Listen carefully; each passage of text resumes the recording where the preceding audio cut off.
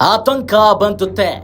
भारत का सैन्य शक्ति प्रदर्शन। हर मोर्चे पर मुस्तैद भारत। जमीन हो या हवा से जवाब तय।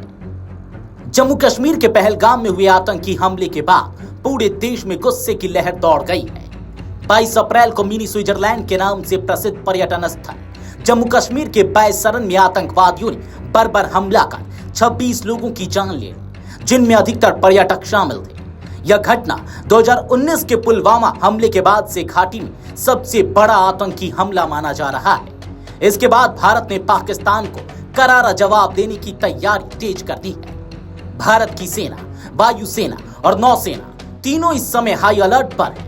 रक्षा सूत्रों के मुताबिक सेना को निर्देश दिया गया है कि वह किसी भी संभावित हमले या जवाबी कार्रवाई के लिए हर समय तैयार रहे। सभी फ्रंटलाइन बेसों पर सैन्य गतिविधियों में तेजी आई है।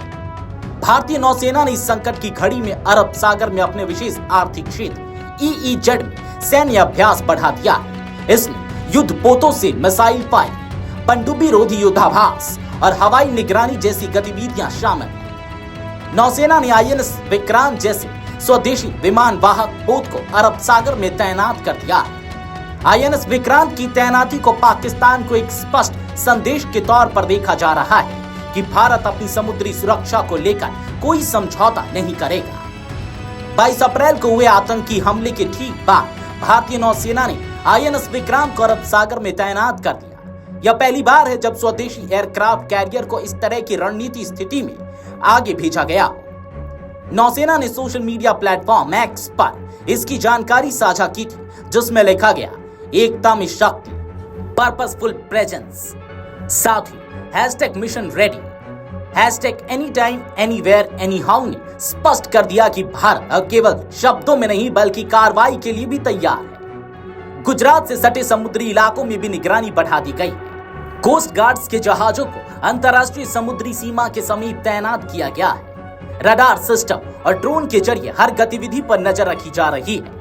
खुफिया रिपोर्ट्स के मुताबिक आतंकियों की घुसपैठ की कोशिशों को रोकने के लिए निगरानी को 24 घंटे के मोड में रखा गया है। सिर्फ नौसेना ही नहीं बल्कि थल और वायु सेना भी अपनी ताकत का प्रदर्शन कर रही है। वायुसेना ने पश्चिमी सेक्टर में कई अभ्यास किए, जिनमें फाइटर जेट्स का nights operation, radar jamming system और लॉन्ग रेंज स्ट्राइक कैपेबिलिटी को टेस्ट किया गया है। सेना के विशेष कमांडो दस्तों को LOC के नजदीक एक्टिव रखा गया है।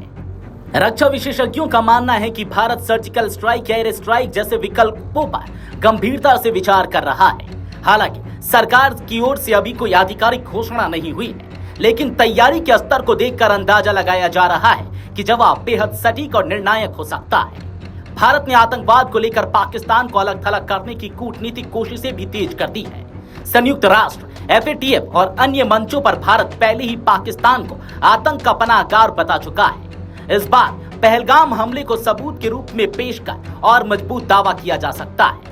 देश के कोने कोने से इस हमले को लेकर तीखी प्रतिक्रियाएं सामने आ रही है। लोग सड़कों पर उतरकर पाकिस्तान के खिलाफ नारेबाजी कर रहे हैं और सरकार से कड़े एक्शन की मांग कर रहे हैं। दिल्ली, मुंबई, लखनऊ जैसे शहरों में विरोध प्रदर्शन हो चुके हैं। यह साफ है कि भारत अब आतंकवाद को लेकर स्ट्रैटेजिक साइलेंस नहीं अपनाएगा।